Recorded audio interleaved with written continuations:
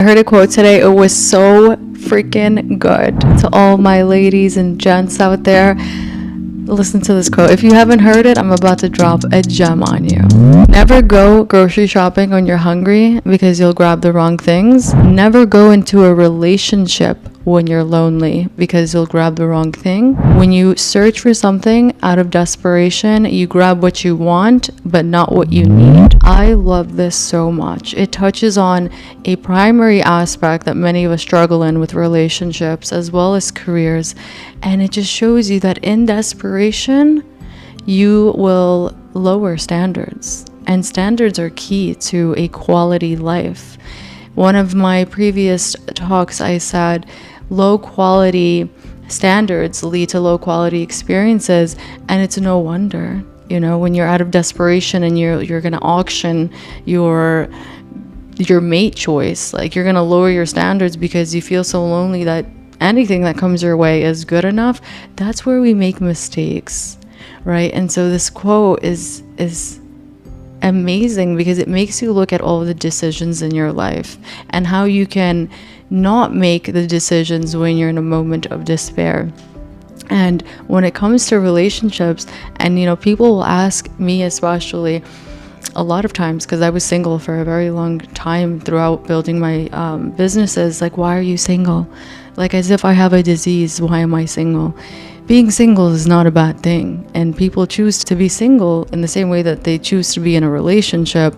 And while the people who ask that question, this is what I figured out. The people who ask, why are you single, are usually the people that want a relationship.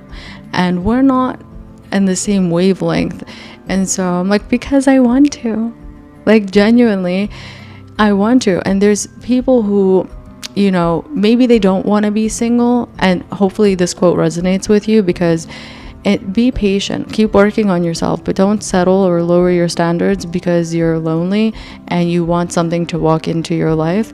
Because when you're at that base level where you're not at the top confidence, you feel lonely, it's very easy for anything to creep in, and the standard is so low that somebody doing the bare minimum will feel like so much because you're in a moment of like, you feel lonely. We could be alone and not feel lonely. Like, you can be single and happy. You could be single and want a relationship and not rush into it. And that's the healthy headspace you can be in when it comes to creating healthy relationships in your life, whether it be a romantic, intimate relationship or friendships. When we operate and enter the world from a place of whole, we can only meet people at that level or attract those people. And it's not an easy thing to do, but with awareness, like always, you can have that grasp over yourself and continue to, start the day every day and navigate through life and this journey of life with bringing your best foot forward. And so this correlates to something I wanted to share with you guys about low quality standards leading to a low quality life. And in other words, when you lower your standards, right, and you associate with somebody at a lower status, what impact does that have on you, right? Because I've seen some of the most confident people crumble after a relationship. I've seen some of the most happy people, right, become depressed. And it's because when you lower your standards, and that doesn't always, you don't see it happening. Like, you meet a person, it's like standards lowered. A lot of this happens behind the scenes on the backdrop, and it's things to look for that you have to meet people. Like, don't set your expectations too high, but you have to meet people that meet your standards. And when I ask somebody, what are your standards? It gets real quiet. It's no wonder you're not surrounded by healthy and happy. I don't like the word happy. It's no wonder you're not surrounded by healthy, functional relationships. If you haven't identified what your standards are, how are you going to communicate or maintain that within your relationships? That is so key. And so, given a choice through mating choices, any of us would want to pick someone who's good for us, who is on the hierarchy, like on the top of it. Because when we associate with somebody with lower values or lower status, in any shape or form. You can call it whatever package you want. Low attractiveness, it's low economic status, low in ambitious needs, personality traits, whatever that lower status is. If you were to associate with that, imagine bringing that person around your friends and family. How would you feel? Like there was somebody that was of lower status and you were forced to go out with them, and you would feel ashamed, embarrassed, not because of you, but because of the association with that person. And I believe people will say that your spouse or your partner is a reflection of you, more than just your spouse, your friends, your group of circle. The impressions formed around you, your reputation is greatly influenced by the people around you. Like, we're constantly making status evaluations on one another. And this isn't to say that like people's opinions matter, but this matters for you to understand who you associate yourself with.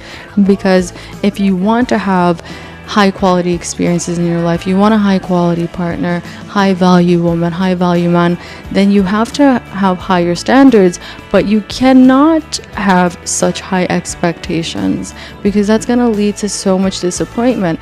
To have high standards is amazing. To expect people to meet those standards all the time is nearly impossible.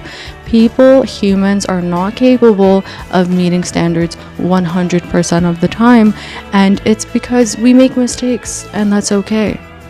But it's our job to tell people what our standards are, and when our standards are continuously not being met, there's a reoccurring pattern over and over again. That's when you address the standards, if you've never addressed it before. But if you haven't addressed your standards or boundaries, you can't get upset by what's being reciprocated to you, because the lines were never drawn. And so a question I get asked a lot is, how do you walk away from people? How do you communicate with people what you don't like without them getting upset? And I like to lay that all out in the very beginning. Have the hard conversations in the beginning.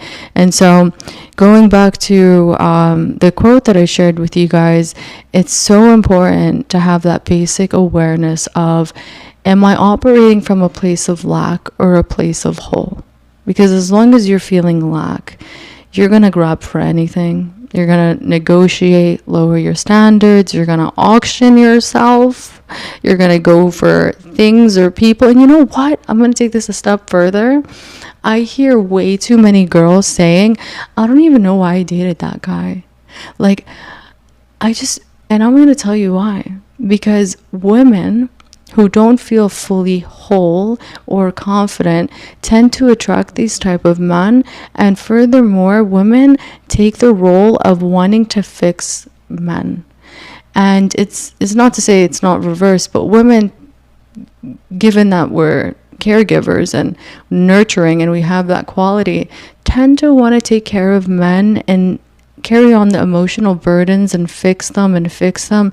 There are things to be worked on in a relationship, but when it comes to character and personality, you can't change a person. And if they're not meeting the basic standards, and there should be 3 primary standards for you. Example, I want someone who's honest, I want someone who shows up on time, I want someone who's respectful. If those 3 standards aren't met, I don't believe that this is something you can embed into a human being. So you have to find somebody who meets you there, and whatever issues arises through that relationship, that's where you work with one another, right? There's a lot of work within relationships, and that is normal.